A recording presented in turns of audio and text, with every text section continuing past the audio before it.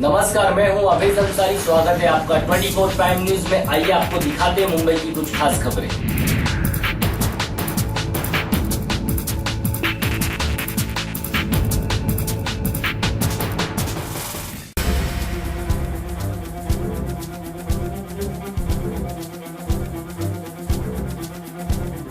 आज तीसरे दिन हमारा अनशन चल रहा है और दुर्भाग्यपूर्ण बात यह है कि रिलायंस के ऊपर कोई असर नहीं पड़ा।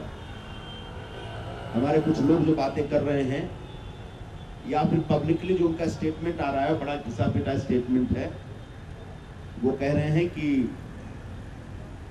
बिजली की दरें रेगुलेटर तय करता है, इसलिए हम कुछ नहीं कर सकते। ये बड़ा घिसा पिटा जवाब है और बकवास सा जवाब है। ये जवाब बदलना पड़ेगा रिलायंस को, और जो हमारी मांग है उस मांग को माननी पड़ेगी, क्योंकि हम इस समय जो हम लोग अनशन पे बैठे हैं अपने लिए नहीं बैठे हैं। हम लोग ये पूरे उपनगरीय मुंबई जो सबर्बन मुंबई है उसके 26 लाख जो कंज्यूमर्स हैं उनके सवाल को लेकर के खड़े हैं। और बिजली सप्लाई मतलब एक सर्विस सेक्टर है, और आज जो मार्केटिंग का जमाना है जिसको कह सकते हैं मार्केट एज, उस मार्केट एज में ग्राहक ही सब कुछ होता है। ग्राहक माई बाप बोलते हैं, ग्राहक राजा, कंज्यूमर इज द किंग। तो जो किंग है, जो राजा है, वो कष्ट में है, तकलीफ में है, और उसको तकलीफ देने वाली कंपनी का नाम है रिलायंस। और अगर रिलायंस में थोड़ी सी भी शर्म है, अगर अनिल अंबानी को सुबह से लेकर दोपहर बाद तक स्टॉक मार्केट का सट्टा खेलने से थोड़ी सी भी फुर्सत मिलती है, तो ईमानदारी से इस अनशन की तरफ ध्यान दें और हमारे जो सवाल हैं उन सवालों का जवाब दें, एक रास्ता निकालें। रास्ता ये है कि 3 सरचार्ज हटाने की बात मैं कर रहा हूं, जो कि अनावश्यक है, गैर वाजिब है। तीनों सरचार्ज की वजह से लगभग 10 से 15% के आसपास ज्यादा बिल भरना पड़ता है मुंबई के नागरिकों को। तीनों सरचार्ज जो है वो एक घोटाला है। बार बार रिलायंस से कह रही है कि रेगुलेटर तय करता है। मेरी मांग यह है कि रिलायंस आज शाम तक रेगुलेटर को चिट्ठी लिखे और अपनी इच्छा जताए। Principally Reliance should agree to scrap this surcharges.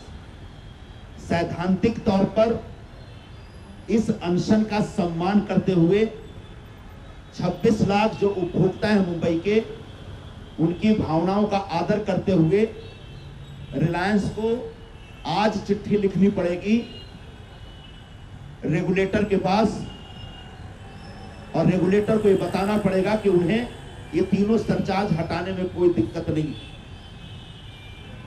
अगर वो इतना लिखते हैं तो बात समझ में आती है और लगता है कि रिलायंस कहीं ना कहीं उपभोक्ताओं के भावनाओं को समझती है और संवेदनशील है। वरना ऐसा दिख रहा है कि रिलायंस एक बेशर्म कंपनी है, दंभ में है, अहंकार में है, और उनका अहंकार तोड़ने के हमारे पास बहुत सारे रास्ते हैं। ये ना सोचें कि हम लोग सिर्फ यहाँ पे अनशन पे बैठे हैं। अगर अनशन के हिसाब से काम नहीं हुआ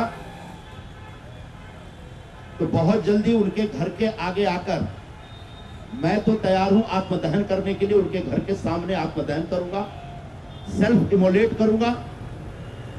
तब मुझे लगता है कि अनिल अंबानी की नींद खुलेगी। तब मुझे लगता है अनिल अंबानी मुंबई के 26 लाख उपभोक्ताओं का दर्द समझ पाएंगे।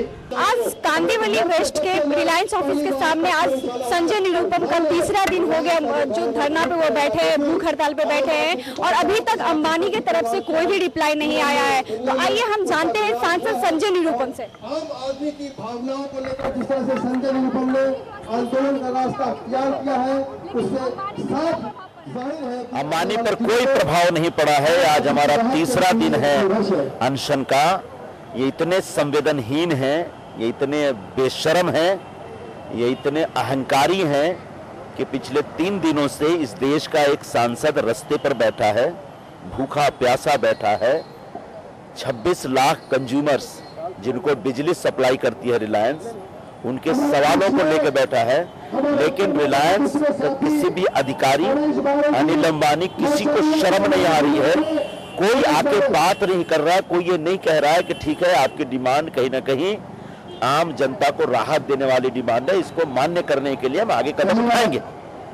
इसलिए आज मैंने घोषणा की है कि अगर जल्दी से मांग नहीं माना तो अनिल अंबानी के घर के बाहर आकर के आत्मदहन करूंगा, लेकिन तुमसे तुम्हारी अपनी मांग मनवा कर रहूंगा।